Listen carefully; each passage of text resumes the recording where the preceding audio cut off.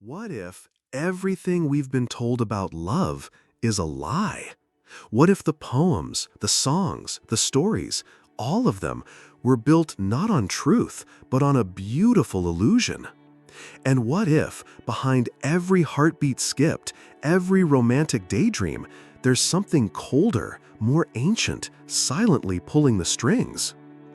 Arthur Schopenhauer believed that love, in its deepest form, wasn't an act of freedom, but a biological trap, set not by culture, but by nature itself. What if you discovered that the person you chose to love wasn't really your choice at all?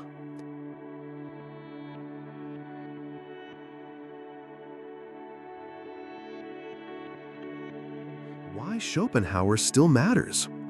In a world obsessed with love, from dating apps to wedding vows to self-help books that promise forever, Schopenhauer's view feels like a punch to the gut. To him, love wasn't sacred, it wasn't noble. It was the most cunning and deceptive mechanism nature ever created. Not to make us happy, but to ensure the survival of the species. But here's the strange part. In his cruelty, Schopenhauer may have told us the truth we needed, the truth we still refuse to hear.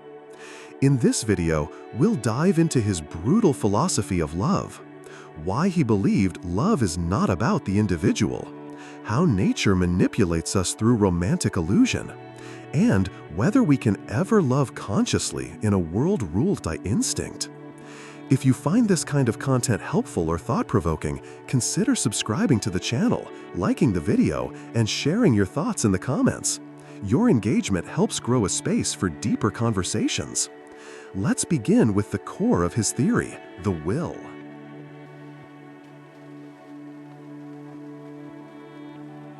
In his magnum opus, The World as Will and Representation, 1818, Schopenhauer argues that beneath everything we see, every tree, every human, every thought, there is a force he calls the will. This will is blind, unconscious, and indifferent. It doesn't care about our happiness or morality. Its only goal is to continue life, endlessly, pointlessly, and often painfully.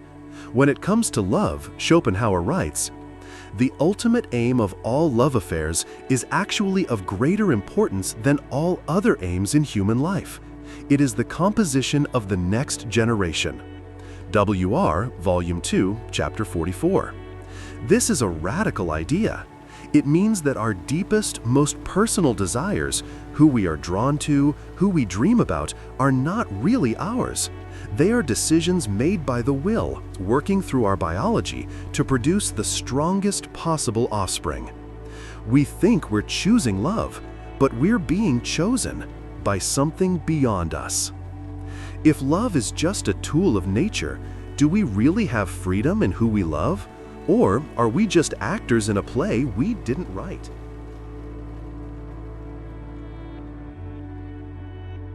Schopenhauer takes this idea further.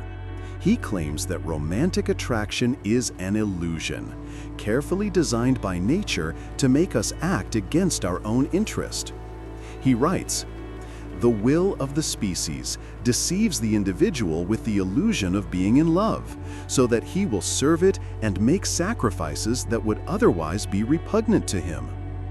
He points out how lovers often feel irresistibly drawn to each other despite being intellectually or emotionally incompatible.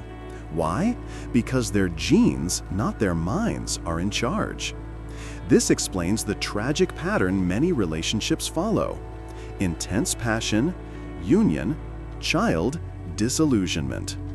Once nature has achieved its aim, it withdraws the illusion, and the lovers are left to deal with the consequences.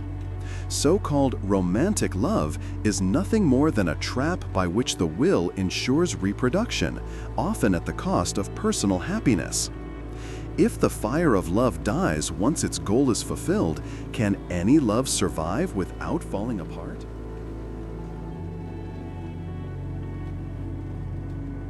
For Schopenhauer, this is the great tragedy of love.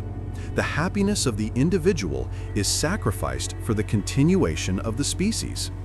He illustrates this with almost surgical coldness. The mutual affection of two lovers is not directed toward present enjoyment, but toward the production of a future being, although this goal is concealed from them. They imagine they are pursuing personal happiness, when in fact, they are being driven by the will of life. WRR Volume 2. In other words, love lies. It pretends to be about fulfillment, but it's really about function.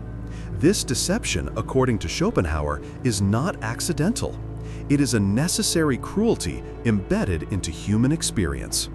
This is why so many lovers suffer, why marriages break, why people ask themselves, how could something that felt so right go so wrong? Because it wasn't meant to last. It was only meant to begin. Is it possible to build a lasting relationship on something that nature designed to be temporary?